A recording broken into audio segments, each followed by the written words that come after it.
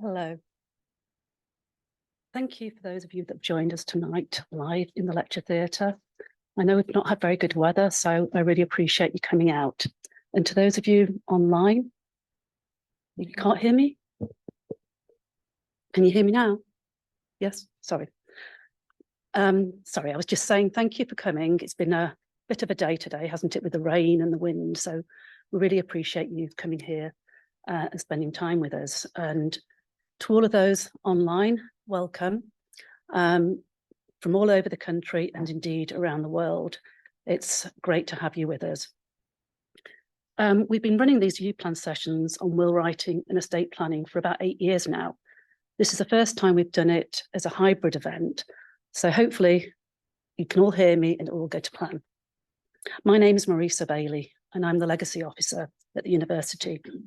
Part of my role is to plan this free event, and I'm absolutely delighted to welcome our legal experts, Richard Watson and Belinda Poulter, from local York solicitors Crombie Wilkinson. They have really generously volunteered their time tonight, and I'd really like to thank you for doing so. Thank you. I'm not going to go into any great detail here on the importance of will writing and regularly updating your will, as Richard and Belinda will be able to do that far better than I can.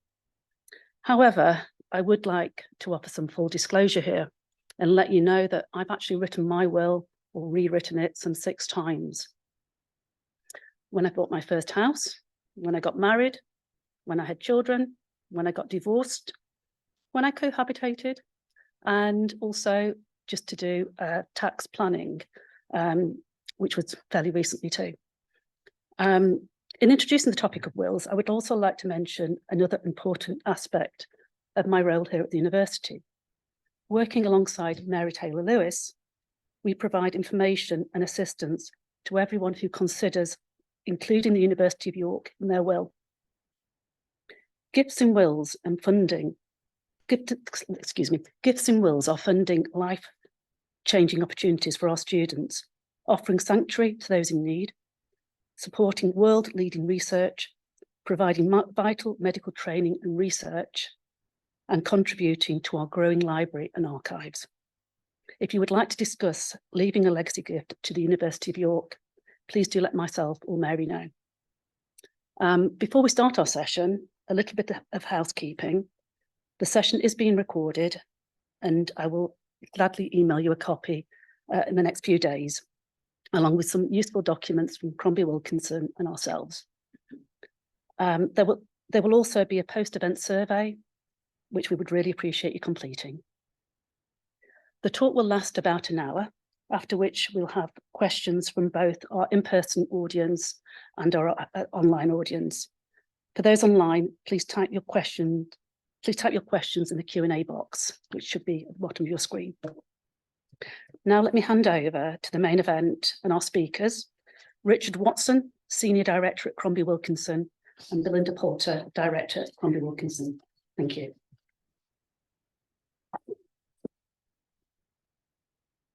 Well, good afternoon, good evening, everybody. Can you hear me? Excellent.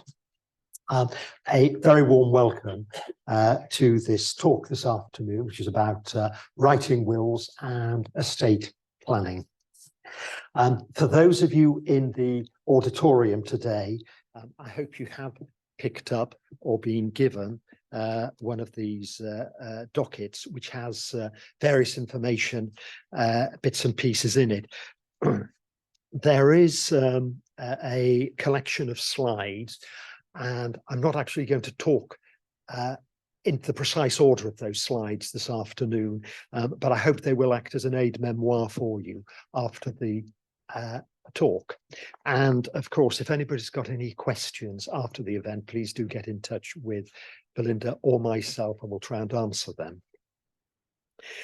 So if we ask the philosophical question first off, and that is, why does anybody make a will? According to fairly recent research, only 45% of the country the adult population has a will, which means 55% of people don't. To my mind, that's quite a worrying statistic. So the first thing to point out about the advantage of a will, and something which is quite self-evident, it means you can choose to whom or to which organizations you wish your estate to pass. If you die without a will, the technical phrase for which is an intestacy, the law of the land dictates who inherits what from you. And it's very much a situation that one size frequently does not fit all. The next point to bear in mind that if there is a will, your executors have immediate authority to act. It might be the situation that they can't realize all the assets of your estate without something called a grant of probate, which we'll touch on later. But the will is the authority for the executor to act, and the executor can act straight away.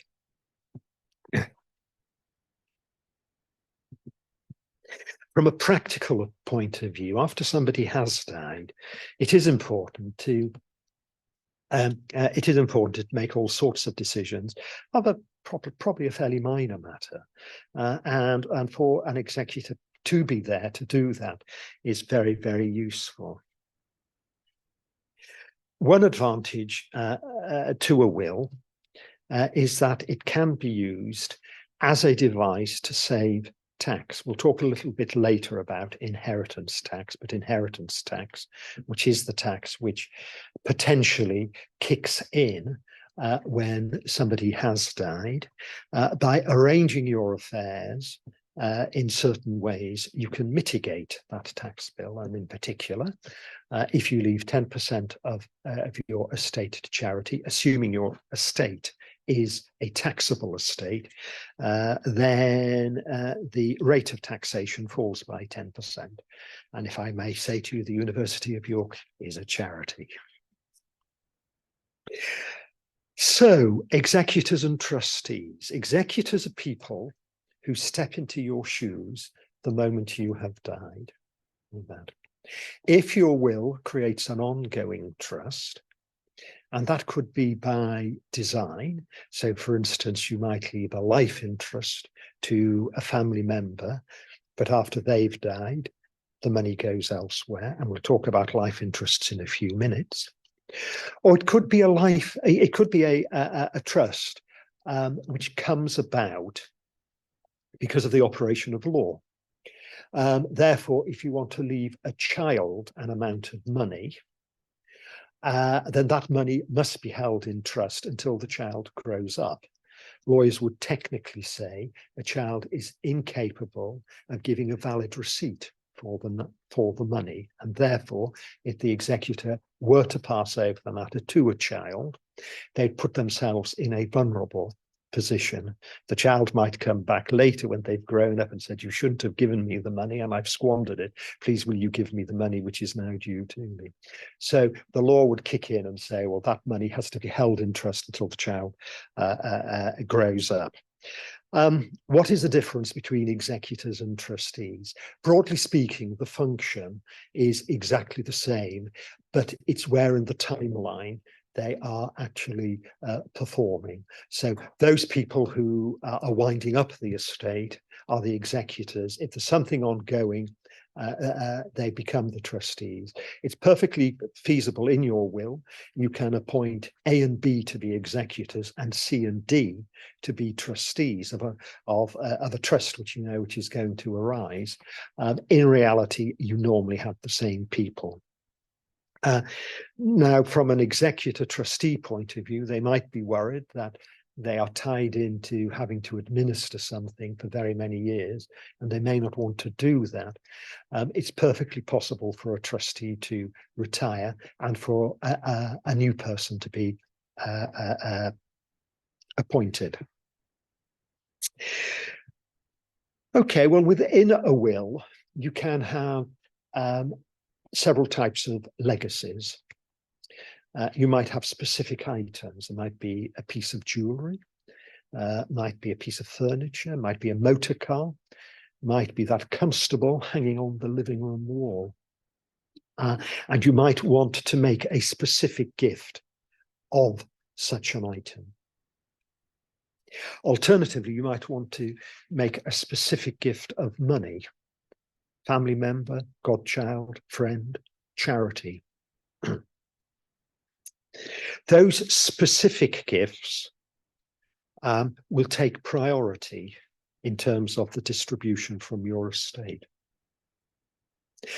Then we look to paying the expenses of winding up the estate. And after that, we have what is called the residue, what is left.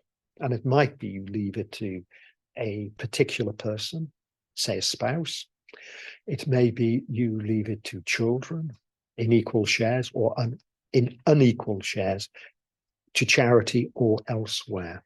But that is the residue. And by definition, at the time when you're drawing up your will, you don't actually know what that amount is going to be, because you're not going to know the value of your estate until such time as it is wound up after you have died. So whilst the specific gifts are by definition specific, I give to Belinda £100.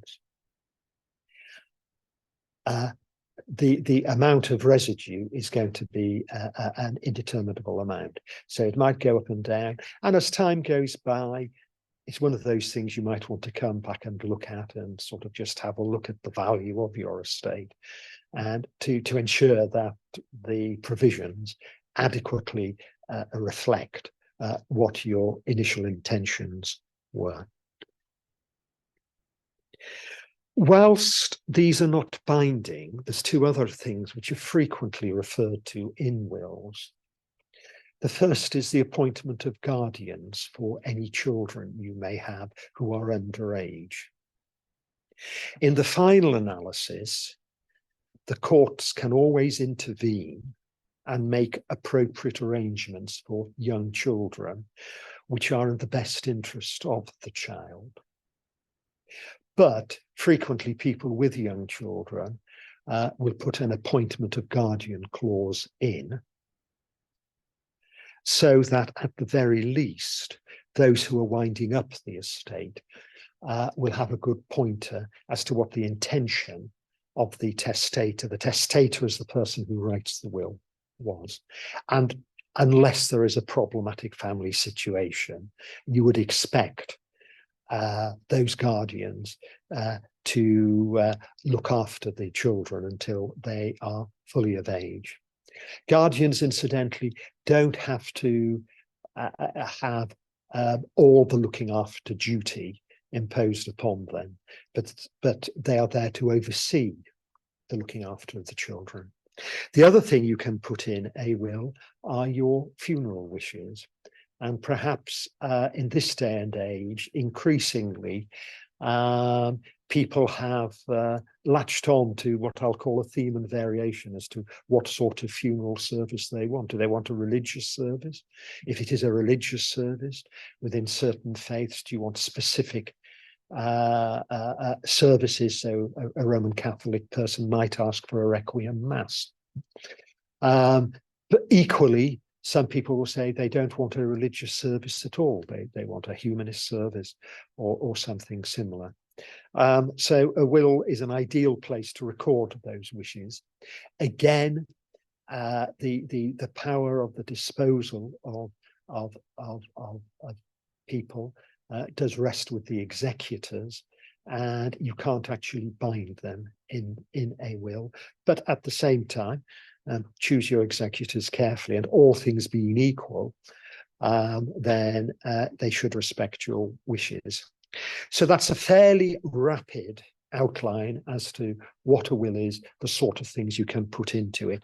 I've already said, I made reference to trusts. Trusts are very important in wills.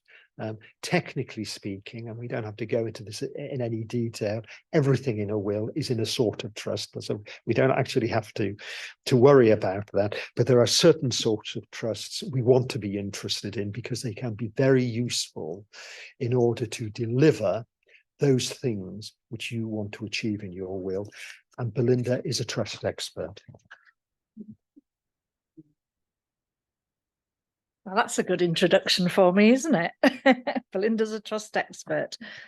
For many of us, our first sort of journey into making a will, we will probably make a nice, fairly straightforward will along the lines that Richard has outlined.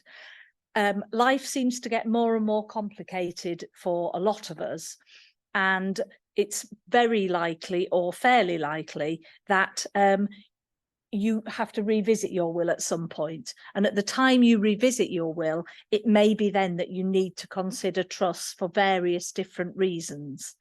There are two main types of trusts that you can include in a will, and I'm going to sort of give you a bit of an overview of those types of trusts, how they work, and why you might find them particularly useful to include in a will. So you would still have all the basics of your will, your executors, your trustees, but the trust may deal with a part of your will or may deal with all of your will, looking at the residuary gifts that Richard referred to. So the most basic of trusts is, again, the one that Richard referred to, whereby you might leave your estate to a child, but that child is still a minor. So that money would then fall into what's called a bare trust. So it's a very simple type of trust. The money is held until that child is of age to receive that money. And you can specify that age. So you can say 18, 21, 25. Those are the three most common ages that are referred to in wills, but some people go even further, 30, 40, depending on the child. If you are thinking that there's a reason why that money needs to be held for longer for that person, then you probably should be thinking about what's called a discretionary trust. A discretionary trust is a trust whereby all of the assets that you wish to place into that trust, and very often it is your residue, so your sweep up estate, is placed into a large pot. And around the edge of that large pot, you have discretionary beneficiaries. So you have a group of beneficiaries who may all benefit, but nobody is absolutely entitled to benefit. As the name says, it's at the discretion of the trustees to decide who gets what, when, and how. And there are lots of very good reasons for the use of a discretionary trust. One is that you may have children who have some sort of disability, and it may not be a wise reason for them to receive money. They may not be able to receive their money outright. They may not be able to manage their money for the rest of their lives. Or it may be that they may be able to manage it in the future because perhaps they're at the time going through a divorce, and you want to make sure that whatever monies you leave to that child isn't then going to form part of the assets that would be included in their own personal divorce settlement. So if you left monies in a discretionary trust, those monies don't have to be paid to that child until they're in a position to be able to receive them outright. Going back to children with disabilities, some people can manage their money and can function very well, but on means-tested benefits that they are receiving on a regular basis. So they get their money weekly and they can pay their food bills and they can manage to live with those monies. But if they suddenly become in receipt of a large amount of money, number one, the benefits may stop and that would throw them into disarray.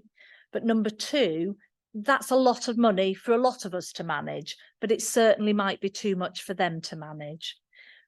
By allowing that money to go into the trust, the trustees can oversee that money and make sure that that money is received by them when it's needed, but doesn't actually affect their day-to-day living and their day-to-day lives. It means that monies can be drip-fed to people who may be vulnerable.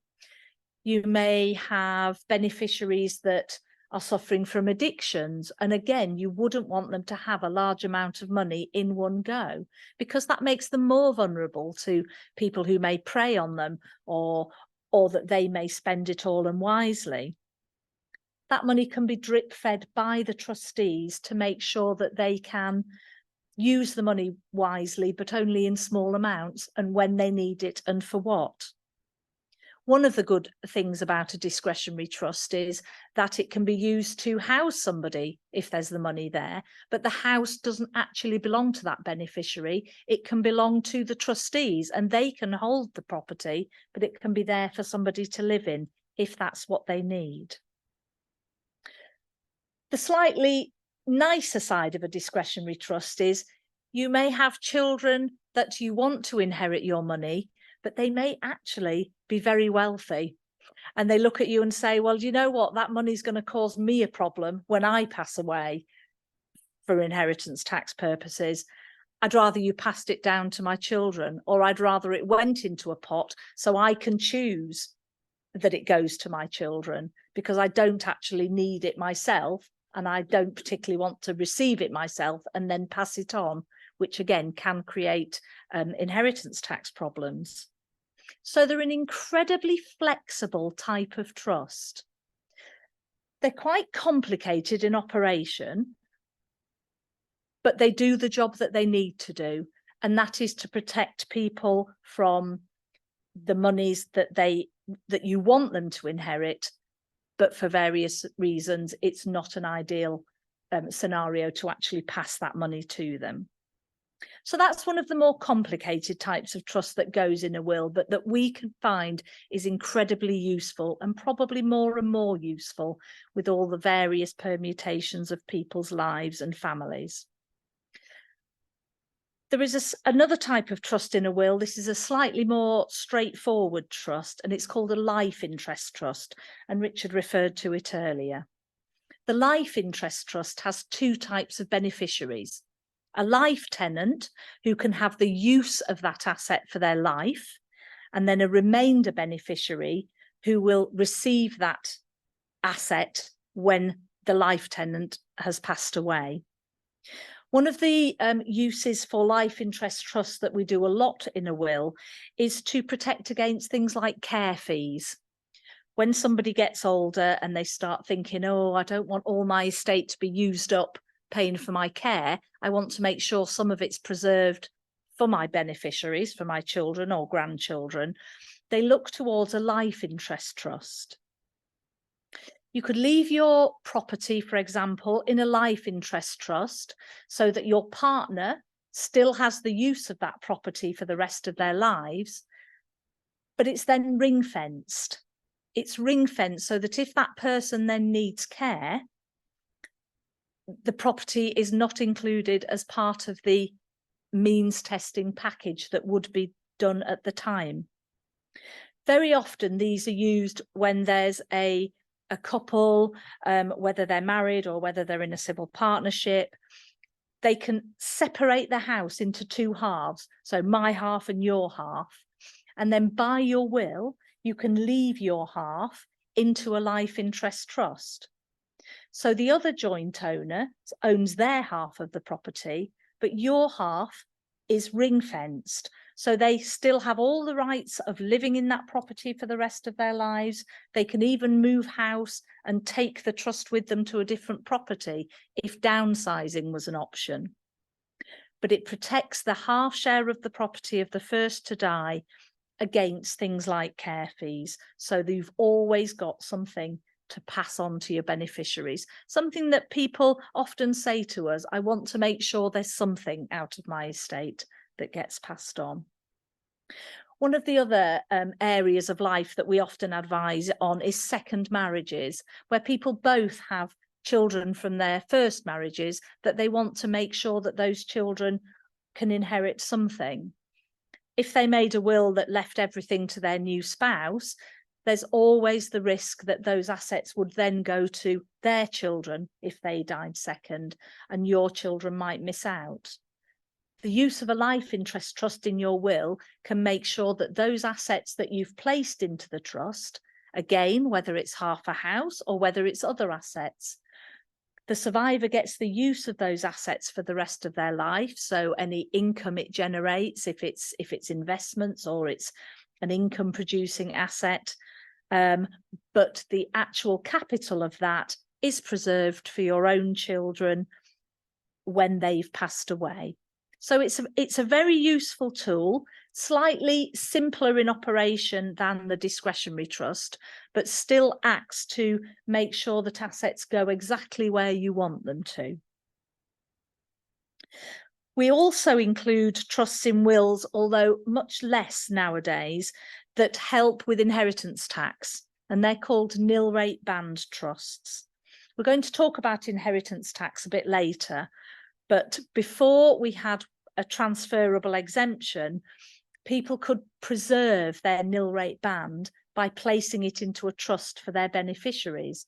And at that time, their surviving spouse could be a beneficiary of that trust. So you would make sure that they got to use those assets if they needed it, but it made sure that your wills were fully tax efficient. They're a very flexible type of trust because they're based on the lines of the discretionary trust that I talked about earlier.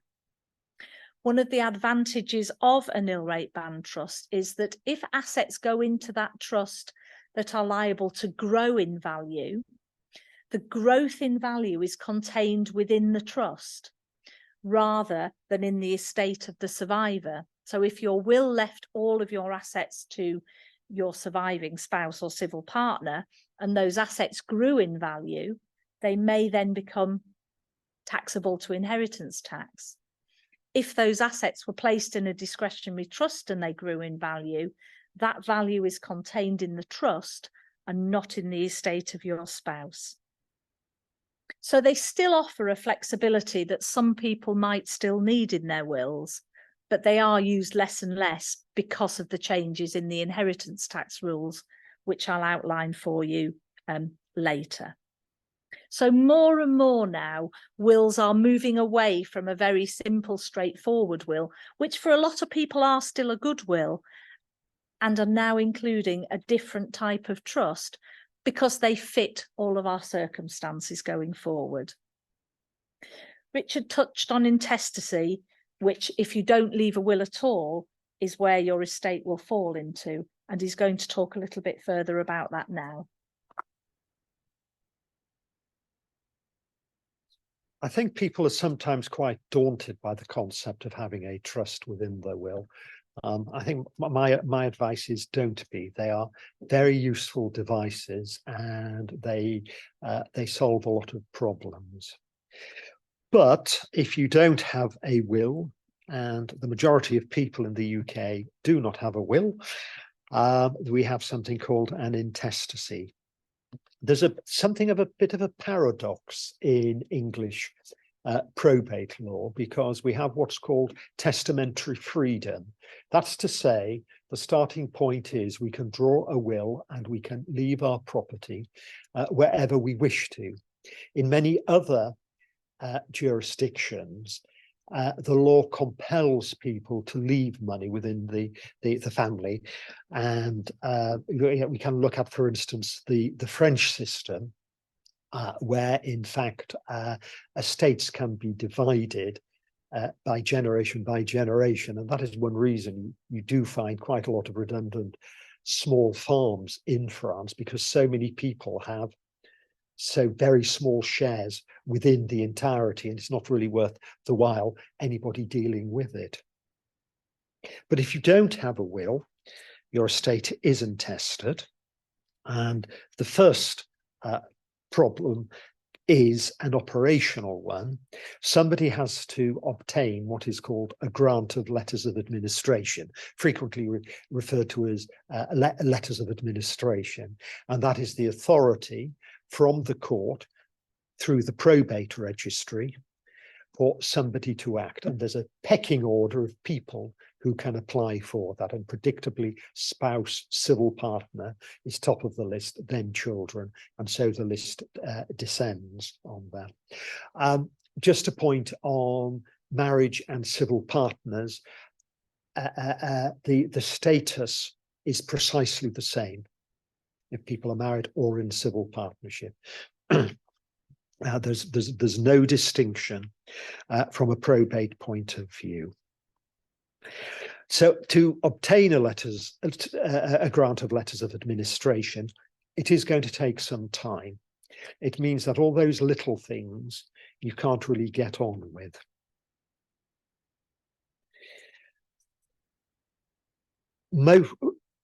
More significantly is the fact that you are not choosing to whom your estate passes. Your estate will pass in accordance with the law. 1920s legislation, appreciably it has been updated over the years. But the starting point is this: if you have a spouse, civil partner, and no issue, they will inherit everything. If you have a spouse, civil partner, and children, they will inherit what's called the statutory legacy. The statutory legacy only went up fairly recently. It is £322,000. And what is left will be halved, and half will go to the spouse, civil partner. The other half will go to children in equal shares. If children have predeceased, leaving children, i.e. your grandchildren, the grandchildren will take the share which their parent would have taken. And if there is more than one grandchild of the deceased parent, again in equal shares. And so it cascades down the generations. On the face of it, it can look to be very adequate. In reality, it can cause a lot of problems. Take the youngish couple who have children. They have bought a house, probably have a mortgage. One of them, say the breadwinner, is killed in an accident. It could be the situation that the children might inherit a disproportionate amount of the estate, whereas the surviving spouse is left not only without an income, but without an adequate capital base. And that is a sort of scenario which you do see from time to time. There is also a huge gap when we're talking about cohabitees. And statistically speaking now, more couples are living together without getting married or going into civil partnership than are getting married. The law of intestacy makes no provision at all for the cohabitee. So you can have a situation, a couple have been together 20, 30, 40 years, they have never married, they do not have a will, and one dies, the other is left in a very parlous situation. There is something of a remedy, and that is the ability for people to apply, and a bit of a mouthful, Inheritance for Family and Dependents Act 1975, commonly called the Inheritance Act for obvious reasons. And what the Inheritance Act says is that if by dint of a will, or the lack of a will, i.e. an intestacy, people in specific classes are not properly provided for, they can make an application to the court. And there are effectively three tiers in this respect. The first is the spouse, the civil partner. And the court can say, or the court will make an order against a criterion, which is reasonable provision. That in itself is hugely discretionary. There's no fixed formula. There is guidance given within the Act. Think in terms of what would happen in the case of a divorce. But that in itself is something of a fiction, because, of course, in a divorce situation, you are establishing two homes out of one. in the case of inadequate provision here, you're only talking about the single home unit.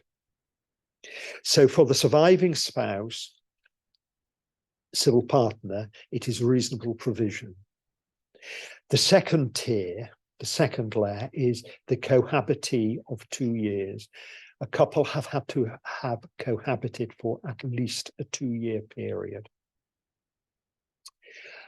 That in itself can sometimes be a difficult one to prove.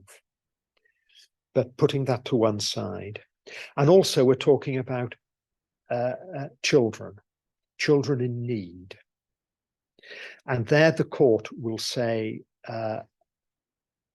or can make an order for reasonable maintenance, which is slightly different. It's very different to reasonable provision.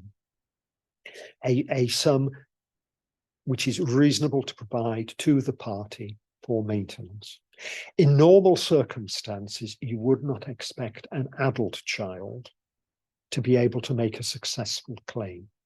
Certainly, if you've got a child underage for whom not proper provision has been made, yes. And that actually can straddle into young adulthood. Take, for instance, the child who is at university. At law, they are an adult, but it could well be the case that the deceased parent has been paying money to help with their maintenance. The other strand is the child with a disability, the adult child, but who is in need, probably has been maintained by the parent to a greater or a lesser extent. The third tier is a catch-all category in many ways, and that is any person for whom maintenance has been provided effectively by the deceased person. So be very, very careful is what one can say. So that is intestacy in a nutshell. That is the situation, the vulnerability for the married partner, and that is the remedy. By definition, for the unmarried partner to have to make an application to the court for provision, sometimes effectively against their own children, who are youngsters at the time, it's unpleasant, it's cumbersome, it is expensive. So it is doubly important for the unmarried family, for want of a better description, to have wills in place.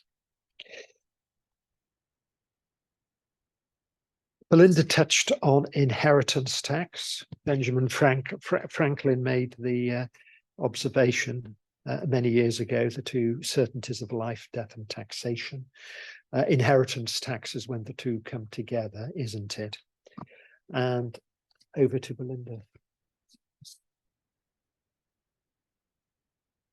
I'm not quite sure why I've got to deliver the bad news, but there we go.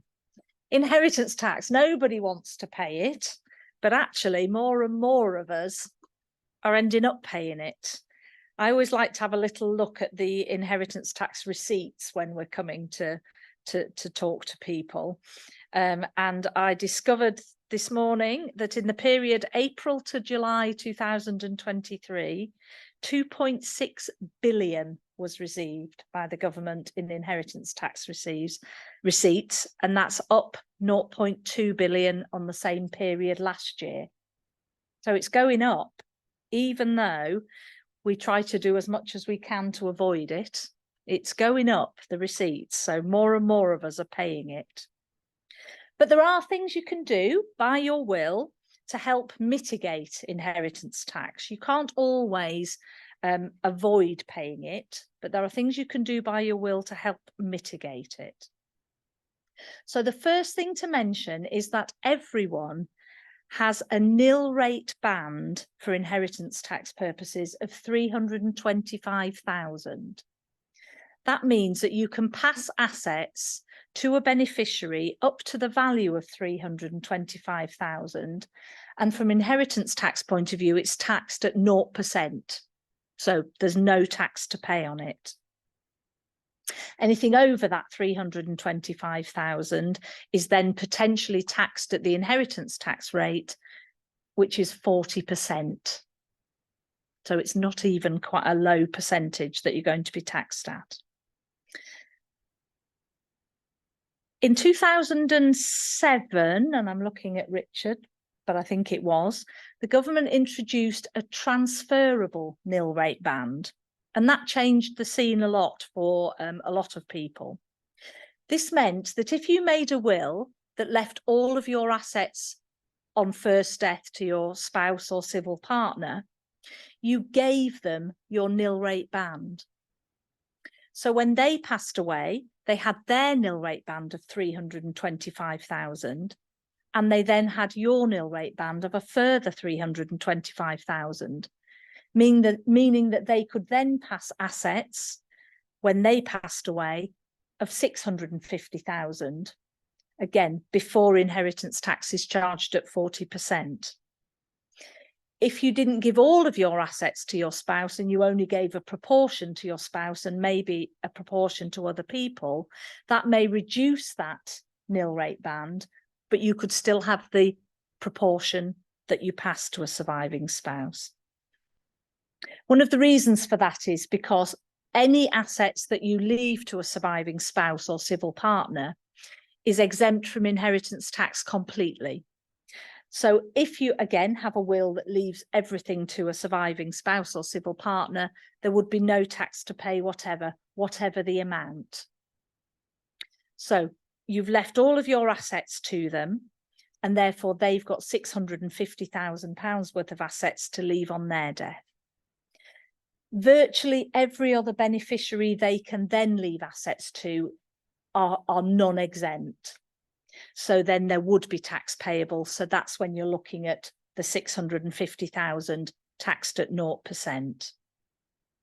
Gifts to charities are not taxed for inheritance tax purposes, so they would be classed as an exempt beneficiary. But gifts to children, grandchildren, other wider beneficiaries would all be taxed for inheritance tax. In 2018, the government then introduced an extra inheritance tax exemption called the residence nil rate band.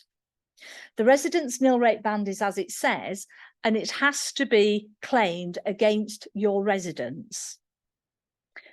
It started off at 125,000 and is now presently at 175,000. And that's on top of your nil rate band. So if you are leaving assets to a spouse and then on the second death to children, and I'll expand on that a little bit, but for this example, a spouse and then to children, you potentially then have £500,000 worth of assets you can leave without inheritance tax being payable.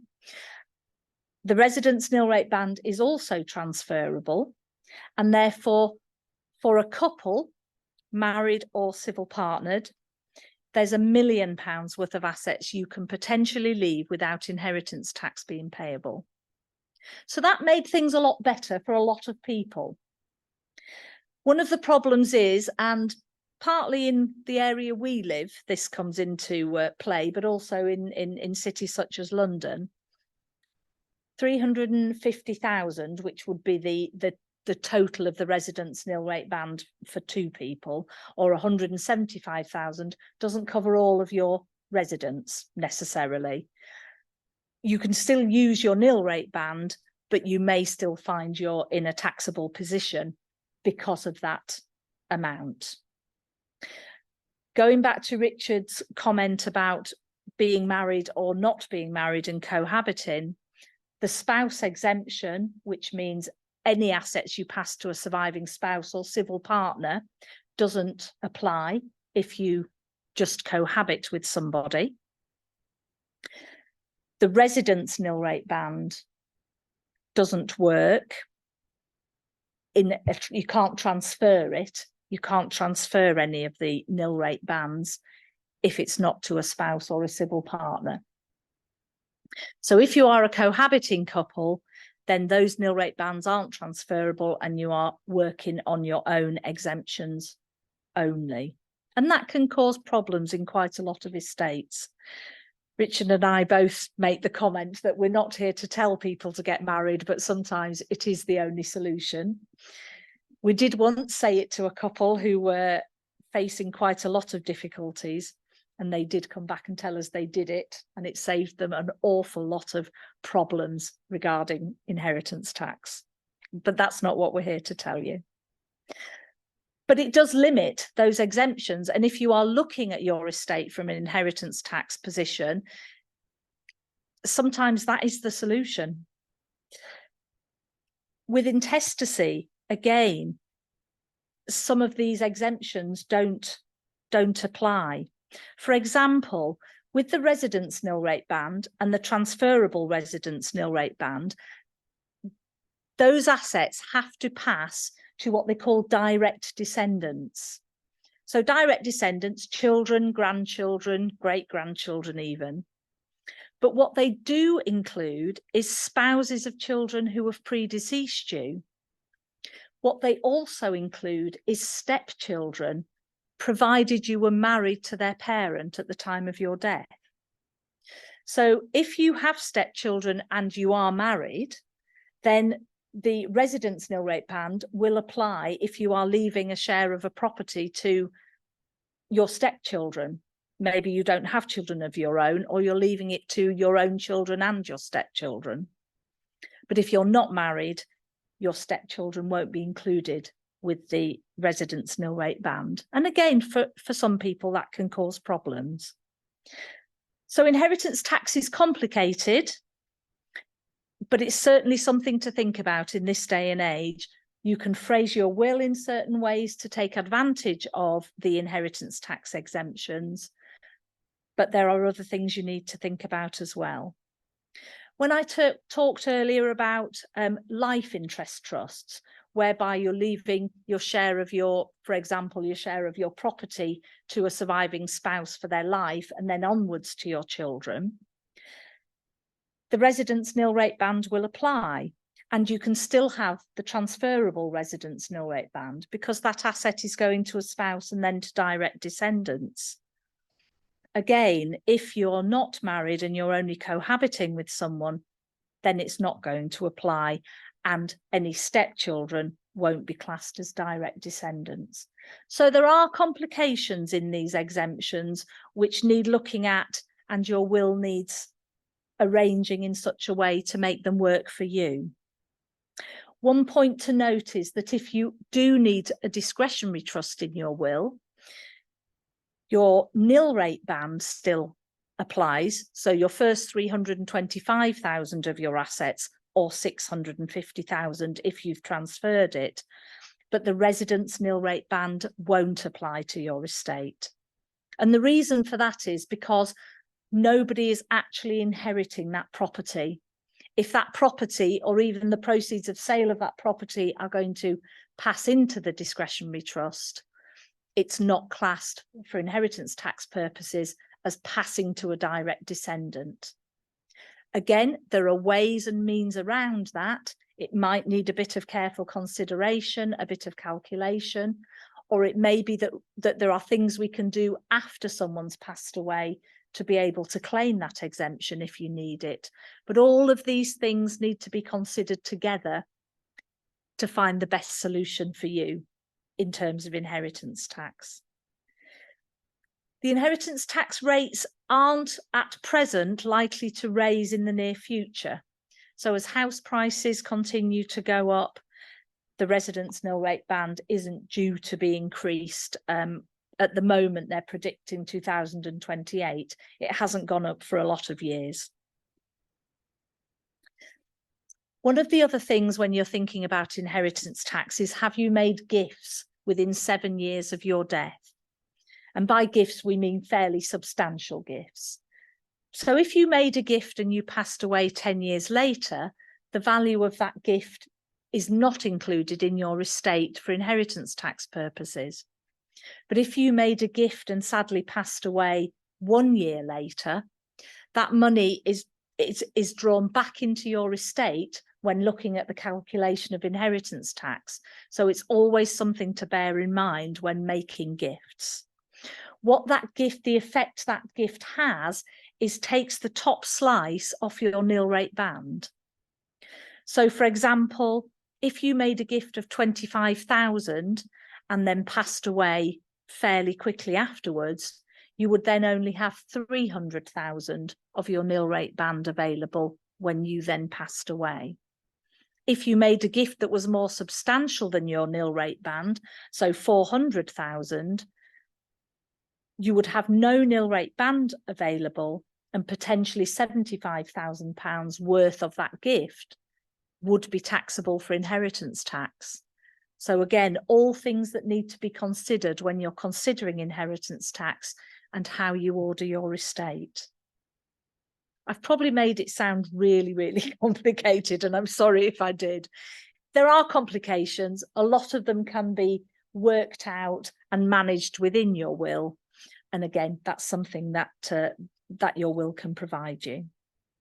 Richard's going to talk to you a little bit more about the various elements of giving and how that relates to inheritance tax and how it can assist with inheritance tax.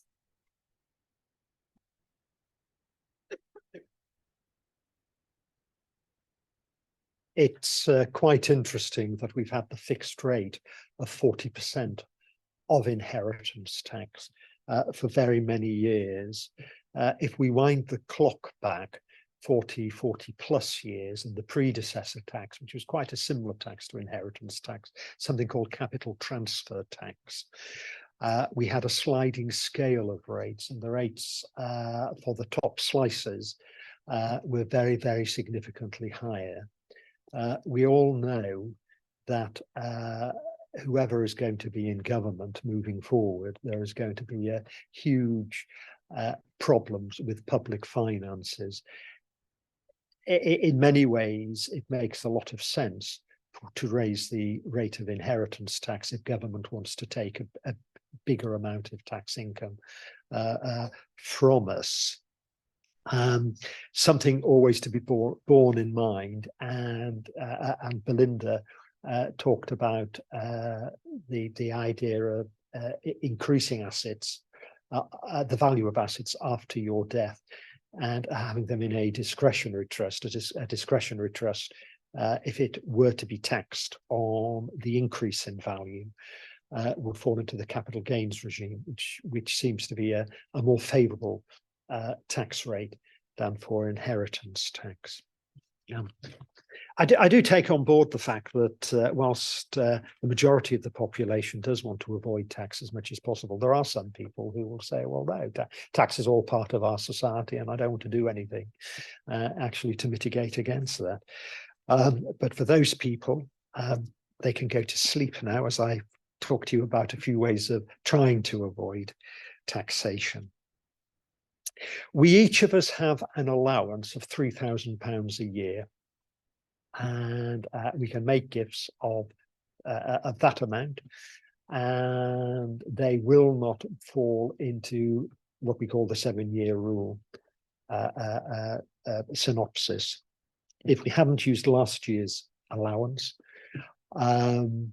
then we can carry that forward and use that as well. And if you think about it, a couple over a 10-year period who have estates which are taxable and feel they can part readily with money, say to children, to grandchildren, help them with their life at university or whatever, it's really quite an effective way of getting a lot of money out of your estate, basically on the drip. And in addition to the 3,000 allowance, we can each make as many individual gifts to different people of up to £250. And again, on a cumulative basis, it's a pretty sound way of getting rid of monies we don't actually need. On the occasion of marriage of a child, you can gift £5,000. and that will not count. If it's a grandchild, you can give £3,000. If it's a more distant relative, and that is very widely defined, you can give up to £1,000, which is useful. And then there is that class of giving, which is gift out of income. And this is something, I think, which originated back in the 1970s, when the predecessor of inheritance tax, capital transfer tax, was created. And it was largely designed to help people who were supporting their elderly parents, who were probably in need of assistance from a maintenance point of view. What you have to show that the giving is normal expenditure out of income. And what really you have to do, you have to keep a record of your income and you have to keep a record of your normal expenditure. And that has to show that there is a surplus of income over expenditure. And out of that surplus, you are making gifts of that. The gifts have to be repeating gifts. It cannot be just a one-off payment. And I don't say it has to be necessarily on a monthly basis, but there has to be a pattern of repeat giving. And it's absolutely essential, if you want to take advantage of this rule, is you keep very good records so that your executors in due course can see where the money has come from, where it has gone. It's not an allowance which is often used, but when I'm advised on it, I've said to people it's often quite useful to have a separate bank account out of which such payments are made, and then such payments are very recognizable against the bank statements concerned. Something very close to the university's heart is charitable giving. Charitable giving is absolutely wonderful from a tax point of view. If you're giving out of your income, of course, there is an income tax benefit, gift aid in the hands of the recipient. If you're paying marginal rates of income tax, you can offset the marginal rate in your tax return. If you are giving within 7 years of your death, there is no 7-year rule involved. And if you are giving at death from your will, then the gift is tax-free from an inheritance tax point of view. And there is the double bonus that if 10% of your estate is going to charity, then the tax rate is reduced from 40% to 36%. And if you are in that position of having a taxable estate, I do often suggest to people, look at that very carefully, because you can give an awful lot of charitable giving with a comparatively small knock-on effect to the bottom line figure of your estate once the tax is actually reduced.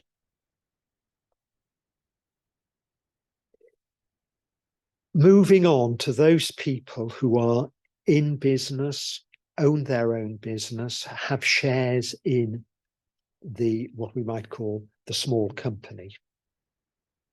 In that, there are very beneficial reliefs for business property and for agricultural property relief, 50%, 100%. Anybody who wants more detail needs to talk to lawyers, accountants accordingly. If you are involved in a business in which you have invested a significant amount of money, you might like to consider not retiring from that business because effectively there is a relief to be claimed. the largest class of beneficiary of this relief invariably are the farmers. They have a lot of money tied up in their land. It is beneficial to them to keep something of an interest in the business to avoid inheritance tax on their death. There is also the alternative investment market, the AIMS market. And if you and these are basically companies, public companies in which you can buy shares, and they are companies designed in infancy, designed to grow. Investment in AIMS companies, as long as you've held the shares for 2 years, again, they are exempt. There are various insurance products as well, which you can buy, which they are an investment, and they pay out upon your death, but their value to named beneficiaries, but their value is discounted immediately upon the inception of the policy. So it reduces the capital value within your estate, and it also would give you a provision to draw down on those policies as well. So it's not as though you've waived completely bye-bye to the capital sums, because you have a degree of access. I think you can draw down at 5% per annum. But again, if that is something which interests you, it wants an expert examination. Slightly the doctrine of unintended consequences, and I appreciate today we're talking to an audience of people who are largely connected with the university, and of course, if people are working in the university or have worked in the university pension scheme is an extremely good pension scheme. But for those people who have their own pensions, monies held within your pension are outside of your estate. Yes, they are subject to their own rules on taxation, but they're not part of your estate, and therefore they're not subject to inheritance tax. If you die under the age of 75, broadly speaking, then those policies will pay out without any tax consequence. After that, there is a tax consequence, but you can actually pass the pension pot on to near relatives, so it becomes part of their pension as well. Again, it needs an expert discussion in order to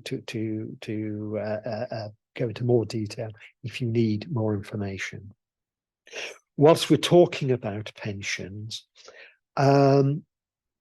invariably people who are in employment and there is an employer pension scheme, there will be a death in service benefit if you were to die during that period. It's always worthwhile just checking out to make sure the death in service is not paid into your estate, which swells the assets of your estate, and therefore could mean there's an IHT problem, but it is paid to specific beneficiaries. I have to say, I don't think I've ever come across a pension scheme which pays into the estate. In contrast, if we have a life insurance policy, do make sure that is written in trust. That is to say, if the policy has to pay out because of your death, it doesn't get paid into your estate. It gets paid to a named beneficiary, the spouse, children, whatever. There are, whilst many insurance companies would automatically do that, other insurance companies do not. You have to specifically ask them, and you can anticipate if you've taken out an insurance, say to cover the mortgage, which could be a significant six-figure sum. If that were to come into your estate, the potential of having an IHT liability becomes really quite significantly high. So that's just a few measures to take into account to avoid inheritance tax. That actually concludes what we're going to say about wills, but we are just going to say, I say we, it's the royal we of Belinda, is just going to say, take a few minutes to talk through powers of attorney, lasting powers of attorney, and how very important they are as well.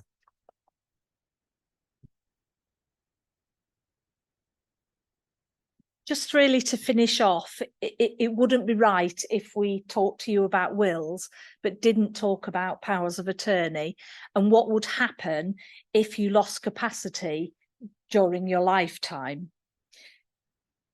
If you lose capacity by an accident or by an illness, your finances are effectively frozen.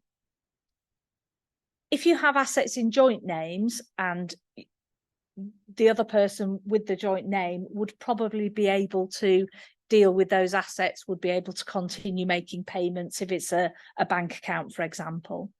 But any assets you have in your sole name would not be able to be dealt with, monies would not be able to be paid out of them, things would not be able to be closed, property cannot be sold, even by a surviving spouse or civil partner. This can create huge problems for people, and therefore, as important as making your will is making a power of attorney. They're called lasting powers of attorney because you can make them now, you do make them now while you're fit and well, but they endure through your mental incapacity. So you can make them and they can be used because you may be physically incapable of doing something. You may just become housebound and just can't get out to do your financial jobs, and someone else can go and do those for you, but you can still direct them as to what you want them to do. You may not be able to sign documents anymore, but you can direct somebody to sign that closure form or sign that transfer form at your behest. But if you became mentally incapable of making those decisions, the persons you appoint as your attorney can continue to make decisions and deal with your financial affairs as you would want them to. They're effectively standing in your stead. A financial power of attorney is an extremely powerful document. It can be used to sell property, it can be used to sell investments or make investments. It can be used for dealing with your everyday finances. You can also make a power of attorney which deals with health and welfare decisions. Health decisions, for example, if you need an operation and you're not able to make those decisions, not able to engage with medical professionals, you can appoint somebody who would make that decision for you. Somebody hopefully that knows what your views would be on certain matters. They can also make welfare decisions for you.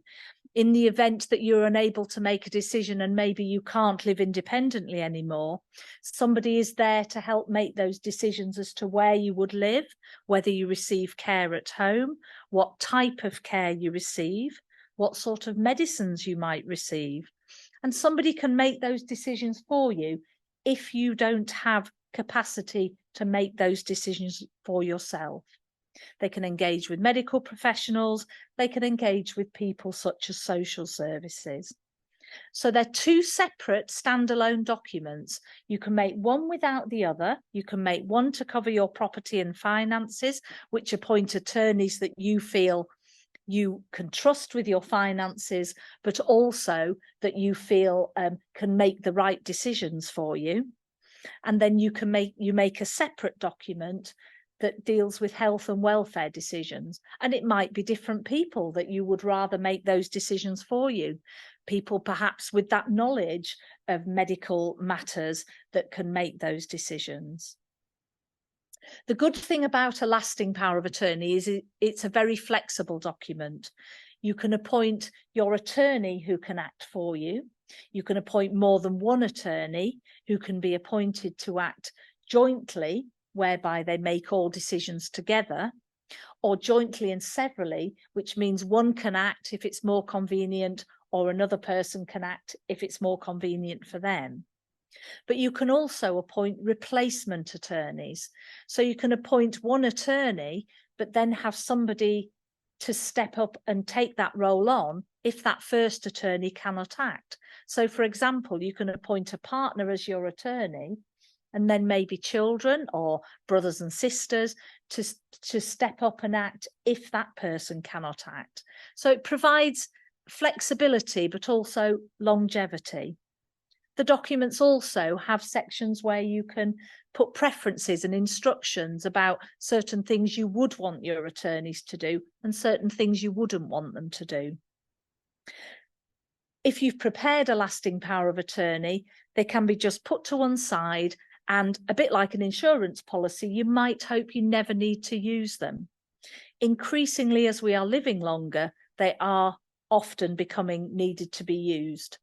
And if you've lost capacity, but you've got a lasting power of attorney, your attorneys can then pick them up and start to do the things that need doing. If you lose capacity and you don't have a power of attorney in place, all is not completely lost, but the difference is with a power of attorney, you are choosing the people that you would be happy to do these jobs for you. The other option is to apply to the court to be somebody's deputy. Anyone can apply to the court to be your deputy, and it may not be the person that you would want to do that.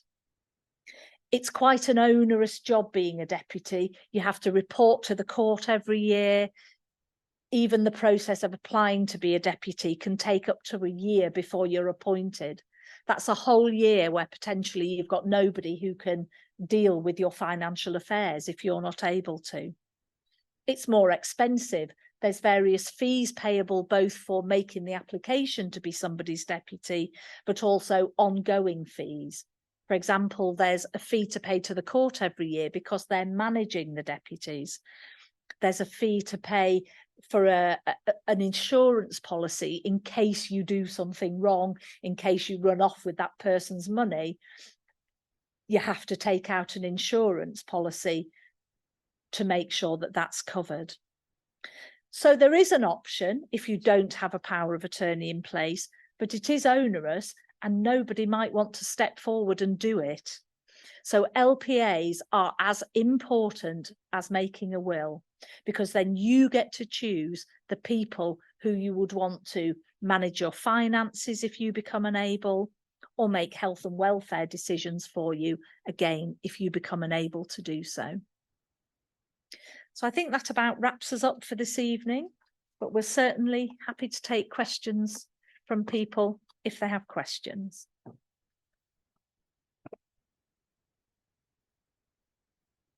just wanted to say thank you, Richard and Belinda. That was absolutely brilliant, really comprehensive, such amazing advice.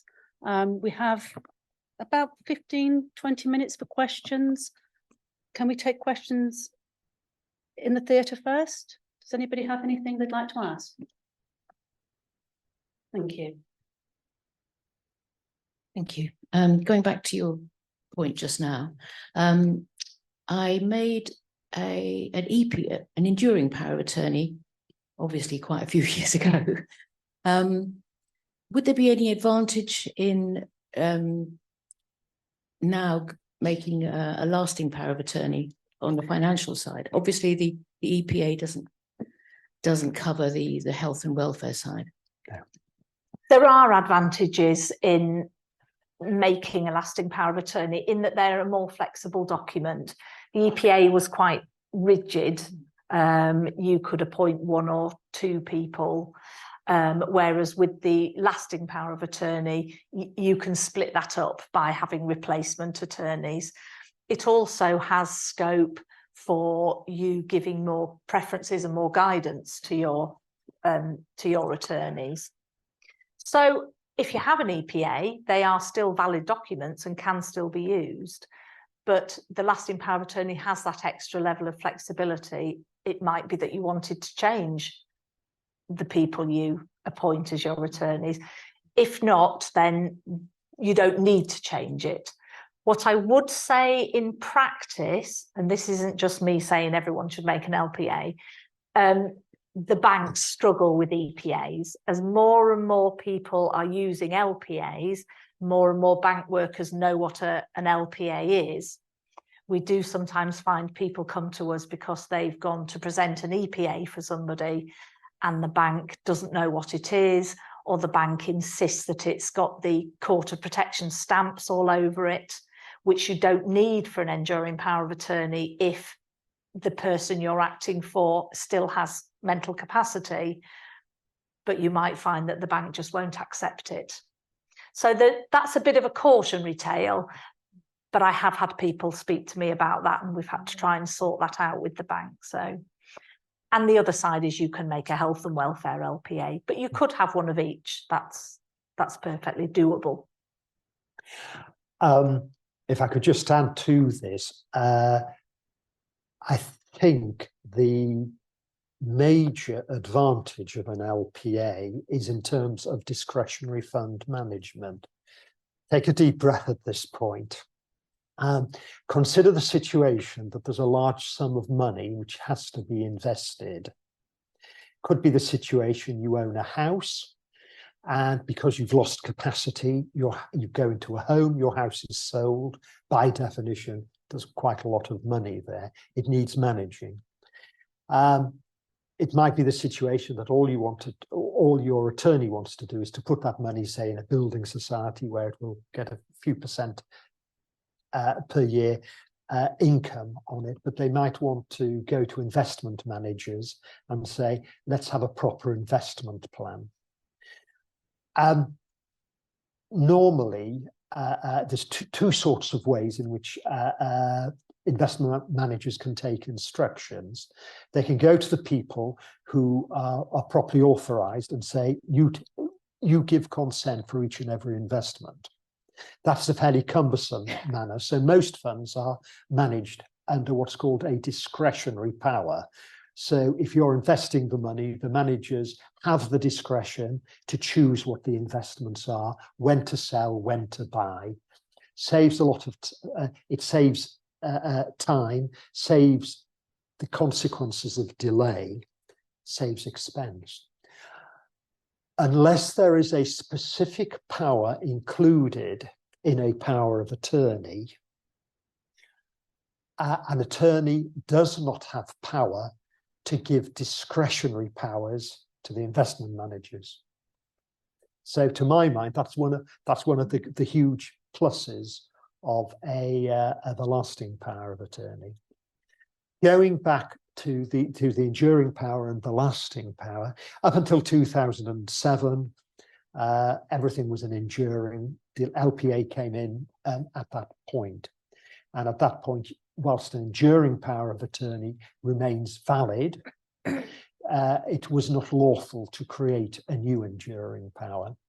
And one of the big differences that, as Belinda touched on, is that the enduring power of attorney does not have to be registered to be used. The trigger for registration is when the person who's made it, the donor, loses capacity. In contrast, a lasting power of attorney has to be registered, so the court covers it with its seals beforehand. And my advice to anybody who is struggling with the banks is quite simply, if the banks think that an enduring power of attorney is not valid unless it has a seal on it, is to refer them to their own legal office, who will give them the advice. I hope that helps. And just the final point is, there's no need, if you do go on to make an LPA, there's no reason to revoke your EPA, because the two are quite, they are independent authorities in their own right. And sometimes having just a bit of flexibility can be helpful. Do we have any more questions? Mary, do you have any online audience? Yes, we've got some online audience questions. So first off, I've recently returned from living overseas for many years and need to make my will under UK law. I still have some investments overseas, but no property. Will my new will replace my old overseas ones, or do I need to have wills in each location for the relevant assets? And if so, do the executors need to be the same? A lot of that depends on the country where those assets are. there are, and depending on what type of assets, a will a UK will can cover assets abroad, and there are some countries that that's actually quite an easy task to deal with. But there's a lot of countries, Richard touched on it before, with countries that have aspects of survivorship where certain people have to inherit. Really, we would suggest you did have wills in both countries. You can make those wills to not revoke each other. So you might have a UK will that only covers your UK assets, and let's say a Spanish will that covers your Spanish assets, and they can be made not to revoke each other. And they can also have different executors. So you may have executors in the country that you're making the will, as well as UK executors. I think one of the important aspects is to make sure that wills don't contradict one another. It could be a situation that if the investments are fairly straightforward investments, one will in one country might cover the situation, but as a starting point, assets in one country, let them be dealt with the one will. Assets in another country, let them be dealt with another will.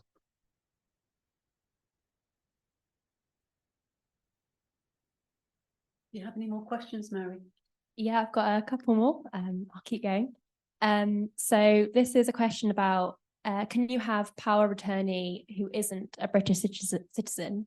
And are there any issues of leaving gifts to non-British citizens, Swedish in this case, but wondering if it might be more of an issue as our world gets more global? You want to kick off, or shall I? Power of attorney, that's not a problem who your attorneys are. The document has to be signed with a wet signature, but you know, documents can be sent around the world and sent back, so that's not a problem. So from an attorney point of view, no, it wouldn't matter if your attorney wasn't a British national. I think the only thing I'd say is look at the practicality of it. If somebody is in a remote contract with bad communications, and you're contemplating them doing the minor things of life, metaphorically paying the gas bill, it's not really going to work. If, however, they're in a country where communications are good, and you're only anticipating they're going to be involved with the big things of life, like selling the house, then yes, that's going to work very well. Now, the second part of the question, I'm not sure whether I heard that quite clearly, but was, can beneficiaries be abroad? Was that the question? Exactly. So are there any issues in leaving gifts to non-British citizens? There shouldn't be. No. Of that. I suppose a foreign jurisdiction might itself have constraints on people inheriting from what is effectively a foreign jurisdiction to them. But I can't think of an issue which has ever crossed my radar. No, I think the only issue that I can think of would be their personal tax regime of receiving an amount of money, and especially, I suppose, if it was a large amount of money, they may have a tax consequence at their end, but generally not. I think there is a misnomer sometimes here that people think that money they inherit will be taxed as though it is income, as though it is capital gain, whatever. But a beneficiary in the UK under a will inherit tax-free. The tax is payable by the estate, not the beneficiary, subject to clawback and the 7-year rule. We've talked quite a bit about the 7-year rule. If HMRC cannot get the money out of the estate, they will look to the recipient of what has been a lifetime gift to pay the tax. Yes. And I've got one more, and you might have already covered this in type, but how soon after death must a trustee set up the trust? How long is a piece of string? It's the process for the executor is basically threefold. It is to identify the assets within the estate, and that will normally mean the completion of a capital tax form, not the income tax return, which you might have to do on an annual basis. And then it's an application to the court through the probate registry for the grant of probate. Then it's gathering in the assets and distributing them on that. So how long does it take? Typically, it will take a few months before you're in a position to submit the application for a probate. These days, the probate registry are moving at a snail's pace for all sorts of reasons. But the point is, whilst you can talk about estimates, sometimes grants of probate come back very, very quickly. And well, we've had some back in weeks. And sometimes even the most straightforward ones are taking many, many months. Then you have to sort of sell stocks and shares, call in balances from banks, building societies, etc. Perhaps sell a house and do the distribution. So you're probably talking the most straightforward of estates these days are probably taking about a year. If they are more complicated, it's going to be a longer period. Modestly complicated estate's going to be 2-3 years, I think, isn't it? But once you're at the point of being able to distribute, then you can be putting money into a trust on that. And actually, as a side point on that, and you touched on it, and that is deeds of variation. And if the beneficiaries don't like the will, essentially from a tax point of view, feel that instead of having an outright gift, it'd be better to put it into a trust. You are entitled, as long as all those parties affected agree, to vary a will by deed, hence the name deed of variation. For it to be effective, from a tax point of view, the deed of variation has to be executed within two years of death. 2 years of death, and it's surprising how quickly that time will pass. So, for instance, an elderly beneficiary in a will, say a sibling, be it by will or intestacy, is going to receive a large sum of money. They come to the conclusion, I don't need it. It's only going to swell my estate. There's going to be a tax charge on my death. Therefore, let's do it a deed of variation for the next generation. That would be a classic example. And yes, only 2 years from the date of death.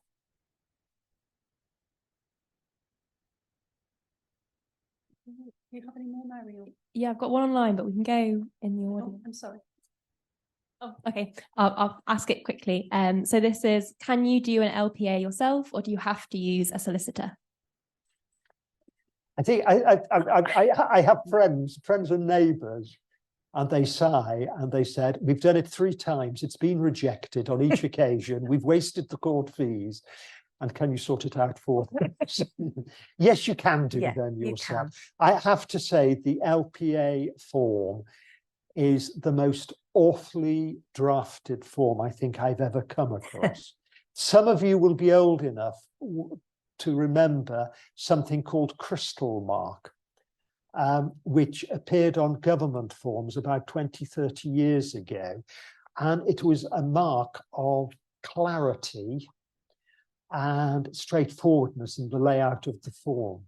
The LPA form would fail the Crystal Mark test beautifully.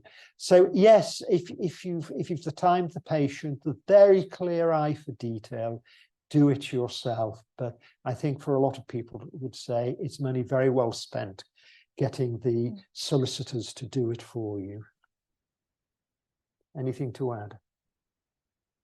There are certain pitfalls with creating LPAs or traps that you can fall into. They're not there deliberately, but there are certain pitfalls that fall into things like the dating.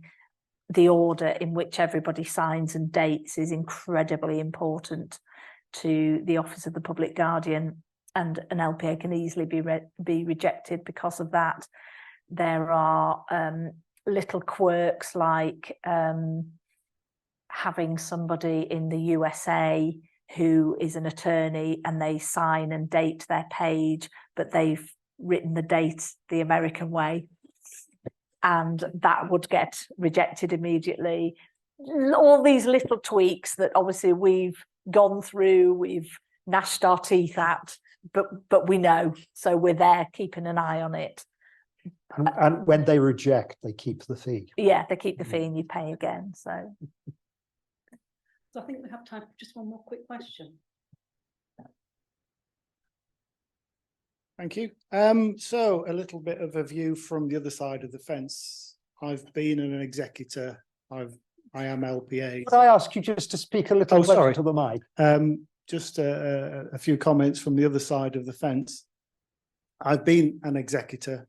I've been LPAs. I'm currently LPAs. The current LPA form you do online, yes, you've got to get your things signed in the right order, but it isn't too difficult unless you've got attorneys. Is that the right word? yeah, Attorneys. Yeah. Attorneys in America. I've done 4 and they've all been straightforward. The best thing about the result is that it's all electronic. So you log into a government portal, you say, I want Barclays to see my LPA. You get a code number, you give the code number to Barclays and they log into their system and they see the LPA. So you don't need to post the document, the original document, the only document that you have backwards and forwards. So that makes it really easy. So do look online because it's not difficult, and it does help not posting things around, because being an executor, you spend a lot of money on stamps, you spend a lot of money on registered postage, and you spend a lot of time on the phone chasing the government organisations to say, have you started to look at this application yet? And then they say no, and then they start looking at it, but you can't phone them for 6 weeks. So there's a lot of housekeeping to do. And the other point I was going to make is, if you can, help your executors, because when you do finally leave this earth, you leave everything to other people to sort out. And if it's a mess and your executors aren't solicitors, they've got a lot of work to do in order to understand your life, your accounts, where your money is, in order to deal with it. And I've done that. And when my aunt and uncle passed away in the Isle of Wight, I had to deal with 36 different bank accounts, which is, fortunately, they've kept good notes and they had good paperwork and it was all in one folder. But if I hadn't have had that folder, it would have been horrendous. And if I'd involved a solicitor, it would have been really expensive, because they would have had to put man hours in, just to understand and do searches and contact the banks and the councils and the TV licensing people and the gas board and the electricity board and the council tax and. So if you can keep your estate in order, no pun intended, it really helps your executors. yeah, absolutely. Yeah. Absolutely. That's really, really good advice. Very good advice. Yeah. Just going back to original documents, I think the golden rule is never part with the original document, and certainly not under the postal system. So, for instance, with a lasting power of attorney, the original lasting power of attorney is kept in a safe place. We keep them in our strong room. What we do produce for people are what are called certified copies. And those are copies which are certified by the solicitors. They're cumbersome things to do because the courts require you to sign every page of the document. And so what solicitors will do is they will give you a number of these, and you can pass them on to the banks, the building societies, whoever. When it comes to probate, we no longer have the original grant of probate. All which are produced, and the secret is to make sure you order a sufficient number of copies, are what are called office copy probates. They carry a seal. These days it's a hologram seal. And so if, for instance, you know you've got 36 bank accounts to deal with, I don't say you necessarily would have 36 copies, but you'd have more than a usual number would be 6 or 8 probably. So you'd probably go for, say, 15. And of course, if solicitors are winding up an estate, and rather than write an individual letter to 36 banks, you have the letter on the case management system, and you just load up the details of the banks, and of course the systems automatically produce it, which speeds things up significantly. Thank you. I'm afraid that's all we've got time for tonight. We do hold this session twice a year, so do come along again and join us. If you've got any more questions, feel free to email Richard, Belinda, Mary or myself. We'll happily get back to you. And on behalf of the Office of Philanthropic Partnerships and Alumni, I really want to thank Richard and Belinda for everything for tonight. We've had so much amazing tips. It's been absolutely brilliant. Thank you. And thank you for everybody here for coming. It's been a bit of a blustery night, and for everybody at home too. Hope to see you again. And for anybody here, we do have drinks outside, and it'd be nice to mingle with you all. Thank you and good night. And if you'd like to talk to us now, we will be around for a while. Thank you. Good night.